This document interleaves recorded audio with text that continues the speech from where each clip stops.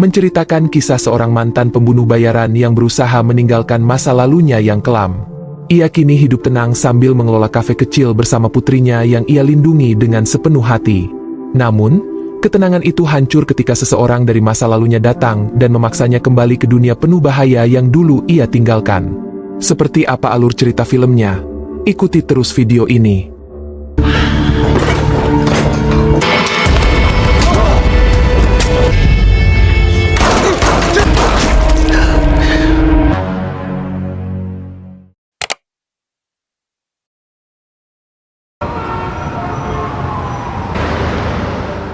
Film diawali di New York pada tengah malam, diperlihatkan seorang wanita muda dengan santai mengenakan celana dalamnya sebelum merias wajahnya. Setelah itu, ia pergi menemui teman kencannya dan membersihkan noda darah di mulut pria itu. Ternyata ia telah menggorok lehernya. Wanita itu lalu dengan hati-hati membersihkan sidik jarinya di tangan dan tubuh pria itu sebelum meninggalkan jasadnya di kamar hotel.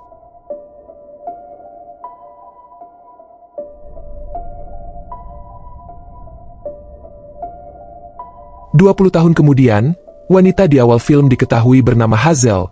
Dia kini mengelola sebuah restoran dan menghabiskan hari-harinya melayani pelanggan yang membosankan, yang tidak menyadari masa lalunya yang kelam.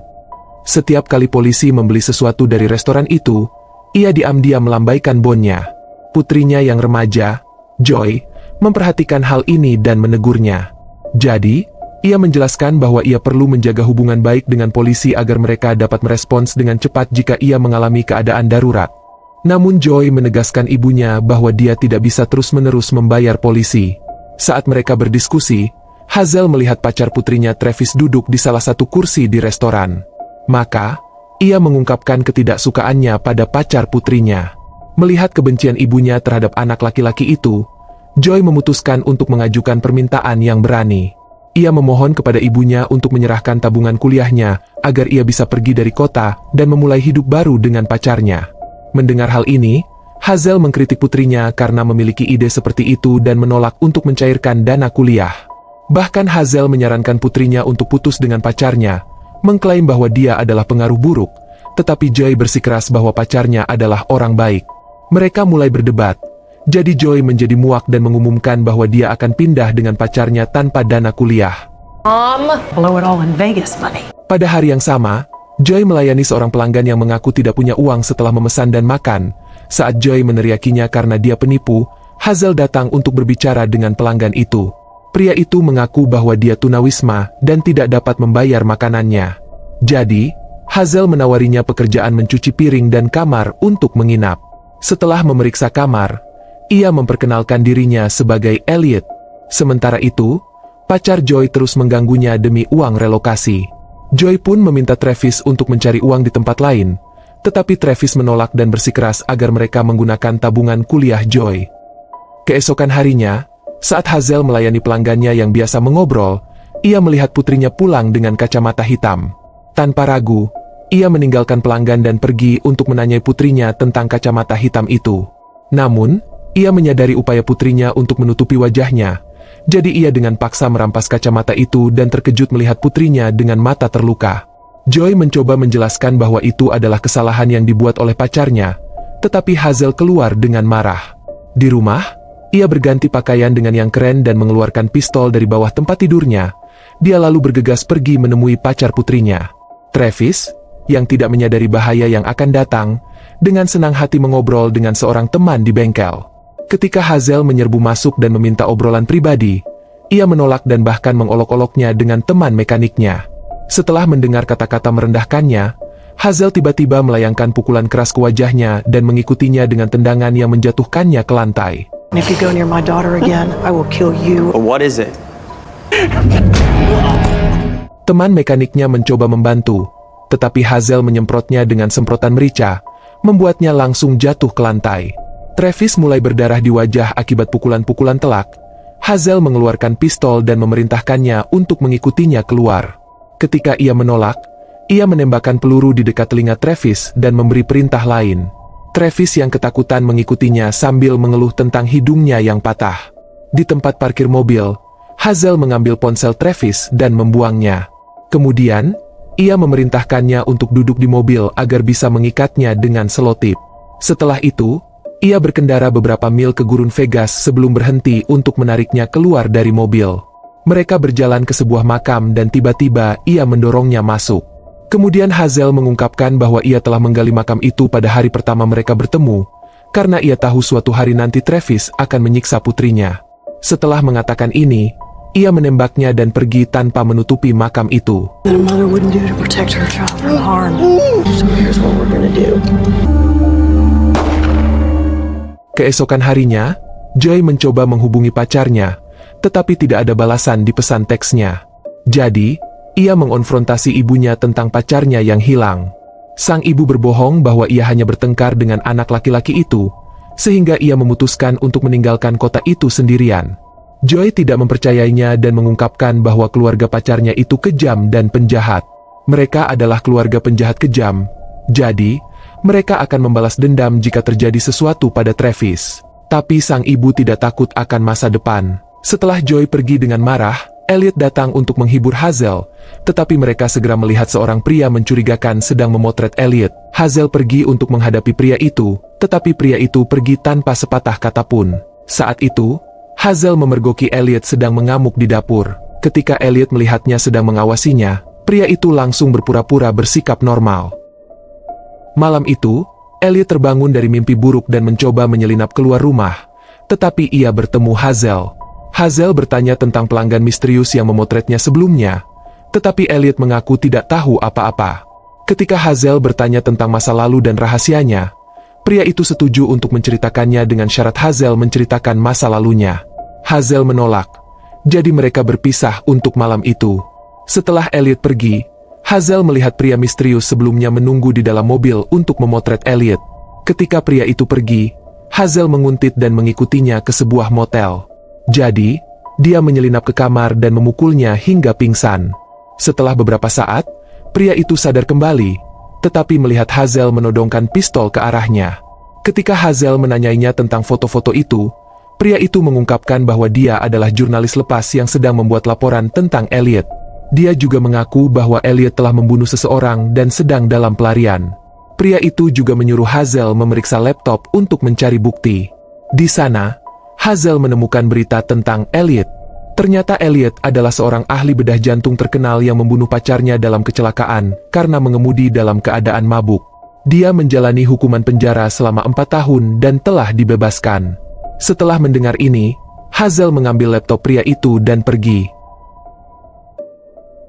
Kehidupan kembali normal bagi Hazel dan dia melanjutkan rutinitasnya melayani pelanggan seperti biasa.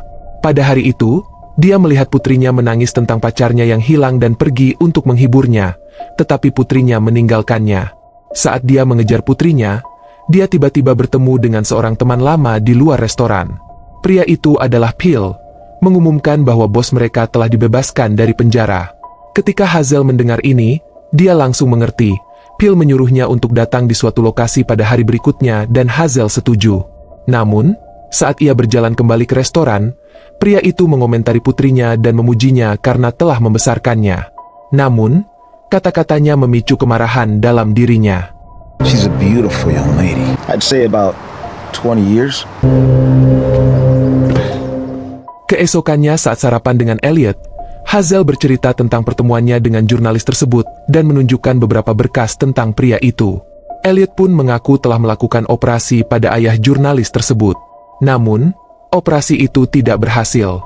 Jurnalis itu pun memutuskan untuk membalas dendam dengan menulis artikel tentang insiden mengemudi dalam keadaan mabuk yang menewaskan pacarnya. Setelah mendengar ceritanya, Hazel meminta bantuannya. Ia memohon agar Elliot menjaga putrinya saat ia bepergian keluar kota. Pria itu setuju, dan malam harinya, Hazel menepati janjinya dan bertemu Phil lagi. Phil mempertemukan kepada bosnya, yang senang bertemu kembali dengannya setelah 20 tahun. Bos itu menceritakan dan mengenang bagaimana ia bertemu dengan Hazel saat ia tunawisma dan berusia 15 tahun. Dia pun membawanya pulang dan melatihnya untuk menjadi pembunuh bayaran ulung. Setelah menceritakan kisah ini, ia mengungkapkan bahwa ia ingin Hazel kembali bertugas. Ia menawarkan uang muka yang sangat besar jika ia membunuh klien bernama Perry, tetapi ia menolak tawaran itu dan bersikeras untuk tidak kembali ke kehidupan lamanya. Hazel mengungkapkan bahwa ia berutang budi pada bosnya, tapi dia tidak bisa melakukannya. Setelah mendengar ini, bosnya mulai berbicara tentang putrinya dan juga menyebutkan bahwa ia tahu tentang pacar putrinya yang hilang. Hazel segera memahami ancaman tersembunyi dari bosnya dan memutuskan untuk menerima pekerjaan itu. Our work continues. I'm retired. I can't do it. You're worried about Joy. I could never say no to you. Good girl. Malam itu, Hazel langsung pergi ke kasino untuk diam-diam menguntit targetnya, Perry. Kemudian, ia pulang untuk minum bersama Elliot. Sambil minum, ia bercerita sedikit tentang masa lalunya sebagai seorang pecandu, tetapi diselamatkan oleh seorang pria yang melatih dan menjebaknya sepanjang hidupnya. Setelah minum, ia mengajak Elliot untuk tidur dengannya, sehingga mereka bermesraan di atas meja.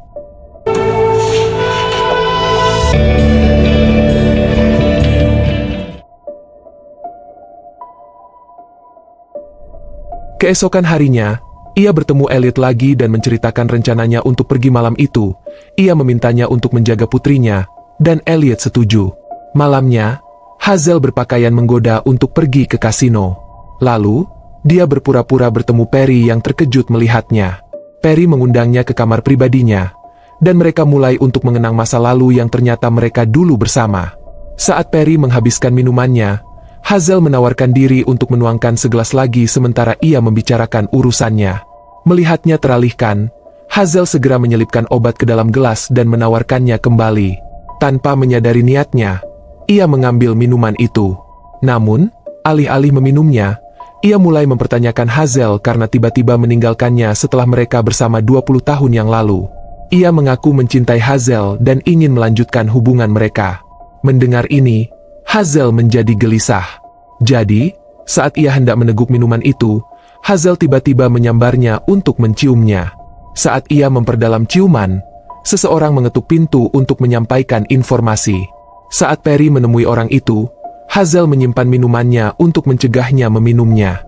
Ketika ia kembali, mereka berciuman sebelum berencana untuk bertemu lagi. Hazel kembali ke kehidupan sehari-harinya di restoran dengan Elliot yang masih bekerja sebagai pencuci piring. Namun tanpa sepengetahuan Hazel, Elliot sebenarnya adalah agen rahasia yang bekerja untuk bosnya. Bos tersebut memerintahkannya untuk memantau dan melaporkan semua aktivitas Hazel. Jadi, Elliot setuju. Kembali di restoran, salah satu polisi mengeluh kepada Hazel tentang meningkatnya jumlah gadis remaja yang hilang di daerah itu. Jadi, Hazel meminta informasi kepada kokinya, dan koki itu mengatakan tidak tahu apa-apa. Mendengar ini, polisi itu menyuruhnya untuk melaporkan informasi apapun yang dia dapatkan tentang gadis-gadis yang hilang. Sementara itu, Phil muncul di restoran untuk mengingatkan Hazel bahwa Perry akan meninggalkan kota, jadi dia harus segera menyingkirkannya. Melihat keraguannya, Phil mengingatkannya untuk menyelesaikan pekerjaan itu atau berisiko kehilangan putrinya. Hazel akhirnya memutuskan akan pergi dengan marah. Jadi Elliot mengampirinya untuk menghiburnya. Hazel mengatakan kepadanya bahwa dia harus pergi lagi dan memohon padanya untuk menjaga putrinya. Setelah melihatnya mengalami gangguan mental, Elliot menghiburnya dengan pelukan, tetapi Hazel menarik diri. Setelah Hazel pergi, Elliot segera mengirim pesan kepada bosnya yang memberitahu bahwa Hazel berencana untuk melakukan tugas itu pada malam hari. Malam itu, Hazel menyelinap ke kamar putrinya untuk memeriksanya. Kemudian dia pergi menemui Elliot untuk memberitahu dia tentang rencananya untuk pergi bekerja. Dia mencoba menghentikannya pergi, tetapi dia bersikeras melakukan apa yang harus dia lakukan. Setelah dia pergi, Elliot menelepon bosnya untuk memberi kabar. Sementara itu, Hazel tiba di hotel untuk menemui Perry. Dia mengisi pistolnya dan memasuki lift untuk menemuinya. Saat Perry menunggunya di kamar hotel, seseorang mengirimkan paket berisi foto Jay. Melihat ini, dia menyadari bahwa Hazel memiliki seorang anak dengannya yang kini berusia 20 tahun. Saat dia duduk untuk merenungkan hal ini, istrinya tiba-tiba masuk ke kamar hotel untuk menemuinya. Perry berbohong bahwa dia tidak berselingkuh dan bahwa dia telah menyiapkan suasana romantis untuk kencan mereka. Sementara itu, Hazel berubah pikiran dan tiba di tempat persembunyian bosnya. Saat dia membunuh salah satu penjaga, bosnya mengamatinya melalui kamera pengawas dan memerintahkan Phil untuk menanganinya. Phil segera mengisi pistolnya untuk menemukannya, tetapi Hazel bersembunyi dan menembaknya.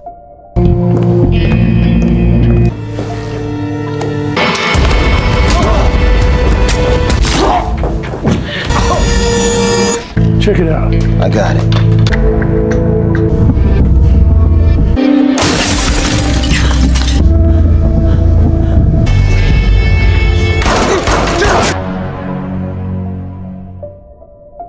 Kemudian, Hazel pergi mencari bosnya. Pria tua itu menyiapkan pistolnya dan menunggunya, tetapi Hazel mengetahui rencananya dan menembak salah satu lengannya. Ia mencoba meyakinkan Hazel untuk berubah pikiran dan bahkan mengungkapkan bahwa Elliot bekerja secara rahasia untuknya, tetapi Hazel mengabaikannya dan mengaku tidak ingin bekerja untuknya lagi. Kemudian ia memanggilnya ayah sebelum membunuhnya. Ternyata bosnya sebenarnya adalah ayah angkat Hazel. I saved your life. And this is for Joy. Dad.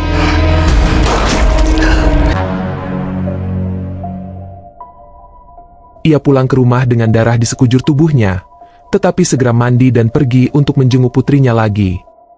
Di pagi hari, ia berjalan melewati Elliot, mengabaikan sapaannya, jadi Elliot bertanya-tanya alasan dibalik sikap Hazel yang tiba-tiba. Saat ia bersiap untuk mulai bekerja, putrinya menghampirinya dan mereka berpelukan. Begitu ia pergi, Joy bersiap untuk mengikutinya, tetapi mendengar suara pelan dari belakang. Ketika ia berbalik, ia terkejut melihat pacarnya berlumuran darah. Ternyata pacarnya tidak mati. Dia memberi isyarat pada Joy agar tetap diam dan dia setuju. Kemudian Joy pergi menemui ibunya dan meminta untuk meminjam mobil. Ketika ibunya setuju, ia memberinya kecupan dan pergi. Jadi, Hazel kembali menerima pesanan dari pelanggan. Namun, ia menyadari bahwa kokinya tidak ada di dapur. Jadi ia pun mencarinya. Di luar, ia melihat seorang pria asing memukuli koki itu dan ia langsung berlari untuk menolongnya. Saat Hazel melawan pria itu, seorang pria asing lainnya mencoba menculik seorang gadis remaja. Tetapi ketika ia melihat Hazel, pria itu melepaskan remaja itu dan pergi untuk melawannya. Hazel segera menaklukkannya, tetapi pria lain mengeluarkan pistol dan menembaknya beberapa kali, sehingga ia tidak bisa bergerak. Melihatnya tak berdaya, para pria itu menculik gadis-gadis itu dan pergi. Elliot bergegas menghampiri Hazel dan mencoba menghentikan pendarahan luka tembaknya. Film berakhir dengan kata bersambung, mengartikan untuk kelanjutan film ini.